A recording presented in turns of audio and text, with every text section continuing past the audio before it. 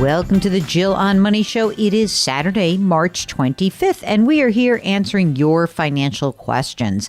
If you have one, just go to the website, jillonmoney.com, click the Contact Us button, check the little box at the bottom of the form if you'd like to come on the air live. Mark does everything else. Hey, while you are on the website, you have just a few days to subscribe to our new service. It's called Jill on Money Live. I mean, you can subscribe to it whenever you want, but you only have a few days so that you can ensure that you join us for Ed Slott Live. This is a live webinar, and our first special guest star is Ed Slott. Yeah, you know him. He's been on the pod before, but you'll be able to ask him your questions live, and we hope you join us. That's on March 30th, and if you would like to join us, you'll have to subscribe to Jill on Money Live. Okay, that's a lot. Let's get to our first listener. This is Jess, who's on the line from Florida. Fortunately, have had a lot of success during the last 6 or 7 months. I'm 40 years old. I live with a longtime partner. Don't have any kids. I make about $145,000 a year. Currently have about $450,000 in longer term investments and $100,000 in cash. My expenses each month are about $3,000, and I have no debt except a mortgage on a house that I rent out. That mortgage has about 20 years left, and I'm currently at a 3.65% interest rate. It's worth about $450,000. The mortgage is $160,000. So I'm doing the right thing. I'm maxing out my 401k and traditional IRA. Fortunately, at the end of each month, I have approximately $3,000 to $4,000 that I really don't know what to do with. And I also may be leaving my current job in the next year or two. So let's do the big picture. First of all, you're in great shape. So well done. The house that you own, you say you rent it out. Are you living in part of it and renting it out, or are you renting and this is just an investment property? The latter. Okay. So now you've got this extra money and you're trying to figure out what to do. I would not pay down that mortgage because honestly, you know, with a rental property, with investment property, it actually works better as an investment with a little debt on it. And you don't have a ton of debt. You've got a perfectly reasonable amount of debt. Is it possible that that house becomes a primary, or will you always keep it as investment?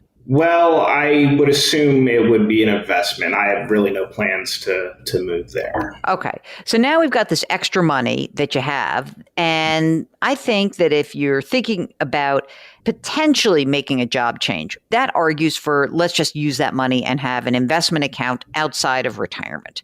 You said I've got long-term investments of $450,000 a year and $100,000 in cash.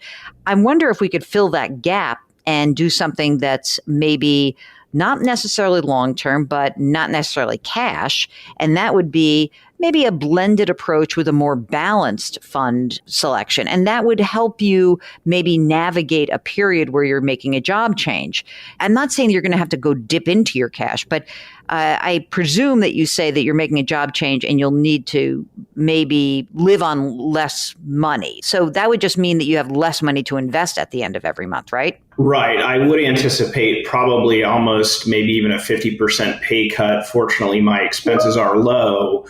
However, I would then again be able to contribute to a Roth IRA and have a little bit more options in front of me. Okay, so I think that's great. So I like the idea of taking this extra money and building a non-retirement investment account, which is a more, I think probably call it a more balanced approach. Okay, great. As far as the midterm investment, would you recommend my brokerage account for that and maybe like the Vanguard Star Fund? I know you don't probably recommend specific funds, but it's a pretty balanced fund. Yes, exactly. So that is exactly what I'm thinking is some sort of, 50-50-ish kind of investment. And you have a bunch of money in cash. So it really depends how quickly this job change is going to occur.